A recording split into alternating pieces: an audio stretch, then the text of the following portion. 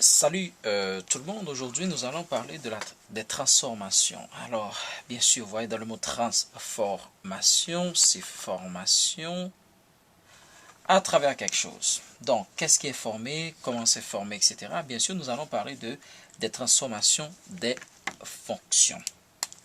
Transformation des fonctions.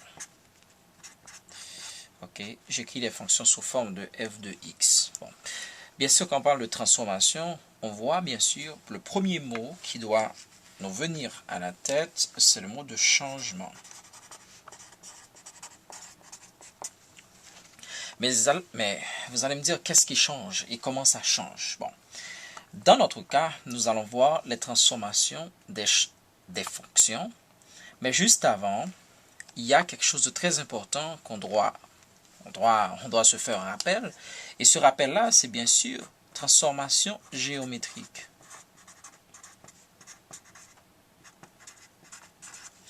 Donc, on peut toutefois abréger en disant transformation de fonction, mais en fait, on va faire des transformations géométriques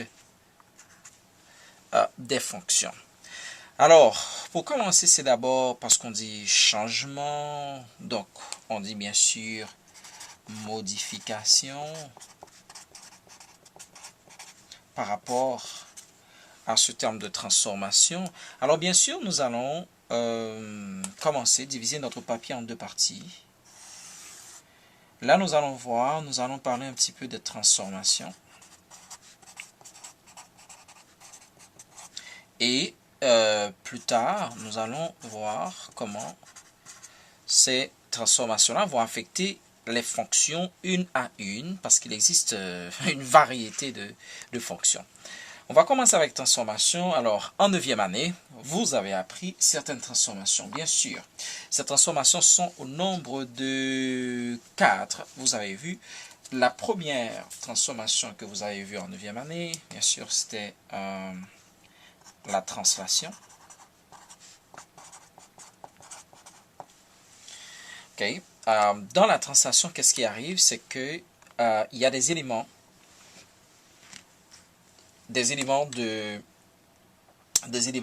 par exemple, un point ou une figure géométrique qui subit, bien sûr, un certain déplacement. De temps en temps, on va faire appel à des notions physiques en physique, par exemple, pour expliquer et mathématiquement qu'est-ce qui se passe, pour que l'explication soit un petit peu plus claire. Donc, une translation, c'est un certain déplacement. Et ces déplacements-là, on peut le faire de manière, mais si on se déplace, disons, en 2D, donc dans un plan, donc on peut se déplacer horizontalement, on peut se déplacer verticalement. Et là, on peut se déplacer à gauche ou à droite. Donc, c'est-à-dire pour chaque déplacement, il y a deux possibilités en fait. Donc, pour l'horizontale, je peux aller ou bien à droite ou bien à gauche. Pour la verticale, le déplacement vertical, je peux aller ou bien en haut ou bien en bas. Donc, je peux monter ou descendre.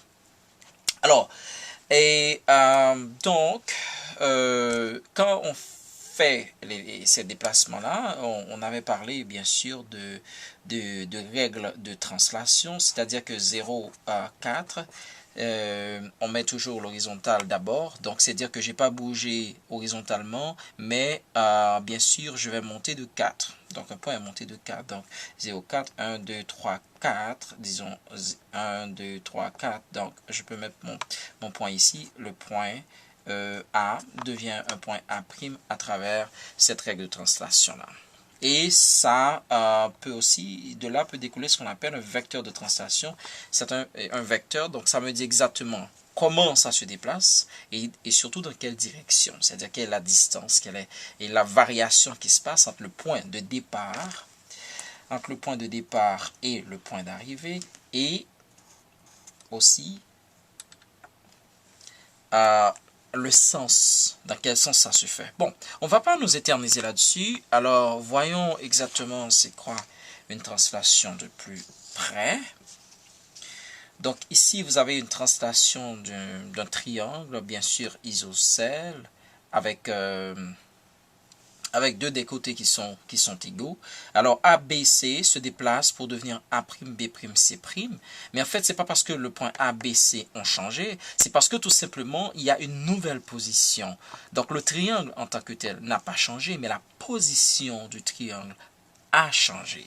Et cette position du triangle, c'est une nouvelle position qui se fait en accord de la règle de translation 13-3, c'est-à-dire 13 vers la droite et 3 vers le haut. Donc le A bouge 13 à droite, 3 en haut, B 13 à droite et puis 3 en haut.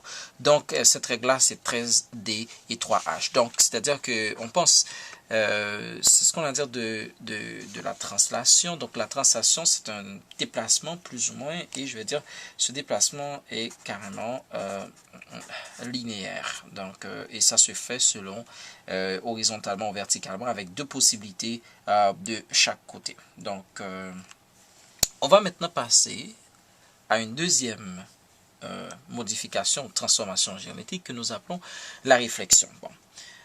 Bien sûr, si on parle de réflexion,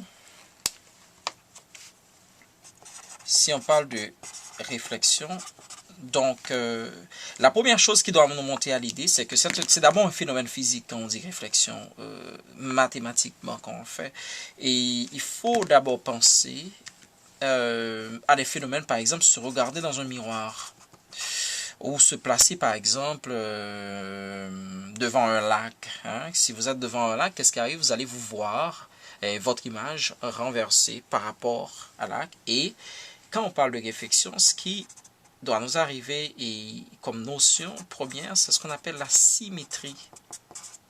Okay? C'est le fait qu'il va y avoir à la même distance d'un point ou d'une figure par rapport à un troisième. Pour illustrer cette réflexion-là, prenons cette partie-là. Vous voyez ici la flèche bleue qui s'en va dans deux directions contraires. Donc, je peux illustrer ici avec mes feutres. Donc, ici, vous avez comme un miroir. Et ici, vous avez exactement ces feutres qui arrivent. Et cette réflexion se fait par rapport à l'axe des Y. C'est comme si vous auriez placé un miroir exactement au milieu. Et on peut le faire aussi par rapport à l'axe des X. Alors, on va illustrer avec notre maquette de plan cartésien. Donc, on peut faire, la réflexion peut se faire ici, toujours à la même distance, par rapport à X. Mais qu'est-ce que vous voyez? Si la réflexion se fait par rapport à X, c'est que les valeurs de X ne changent pas. Okay?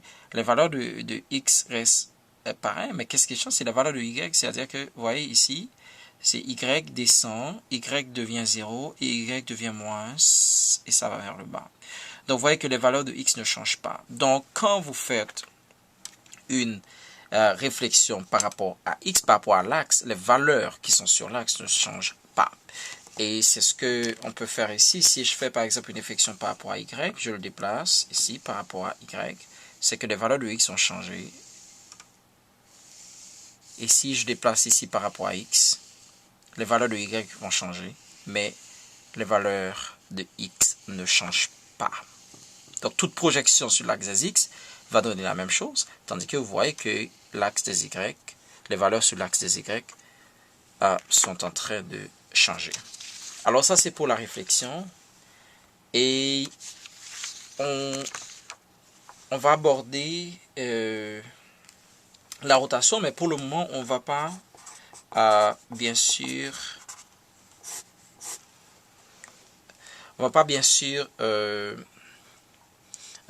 mais pas nous éterniser, mais trop élaborer et dans le cadre de la réflexion, parce que à quelque part, vous savez qu'il y a quand même une certaine relation entre réflexion et rotation. Par exemple, si vous faites réfléchir quelque chose de 180 degrés, à quelque part, donc vous êtes en train de faire une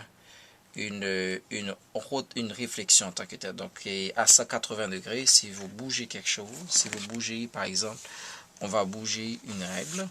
En faisant bouger ma règle qui était ici, par rapport à l'origine, donc, si je fais un 90 degrés ici, et je fais un 180 degrés comme ça, donc là, je fais une complète...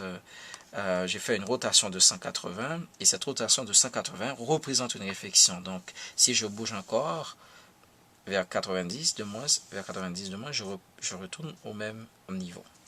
Donc ça c'est pour expliquer un petit peu la rotation. N'oubliez pas qu'on est en train de faire une révision des transformations géométriques qu'on a déjà vues dans les classes antérieures. Et pour terminer, on va parler de l'homothétie. Okay. L'homothétie, c'est le fait d'agrandir ou de réduire un point ou une figure géométrique quelconque. Donc, on peut ou bien agrandir. Et ceux qui ont fait des dessins, des maquettes, etc., savent comment normalement agrandir et réduire. Et pour cela, nous allons illustrer avec ici notre fameux carré ici. Vous voyez qui en fait subit une certaine homothétie et devient plus grand. Alors, si ça devient plus grand, c'est que le facteur d'homothétie que je peux appeler A, par exemple, qui est supérieur à 1, et si A est supérieur à 1, qu'est-ce qui arrive? C'est que à ce moment-là, le résultat va être plus grand. Donc, on a un plus grand carré. Et si A était inférieur à 1, on aurait, par exemple, un plus petit carré. On aurait une réduction. Donc, si on veut agrandir quelque chose, on agrandit chaque point. Chaque point ici, avec, bien sûr, ces coordonnées x, y, va être multiplié par un facteur que j'appelle A. Et en multipliant par ce facteur A, AX et puis AY, je vais trouver, par exemple, le nouveau point D', qui va être AX et AY. Bien sûr, je parle de son point D, de son point correspondant qui est le point D. Donc, c'est comme une multiplication que je fais par un facteur. Donc, c'était une revue un peu grosso modo des transformations géométriques que vous avez déjà vues dans la classe antérieure. Et maintenant, nous allons aborder les fonctions pour voir dans quelle mesure où les fonctions vont subir ces transformations géométriques.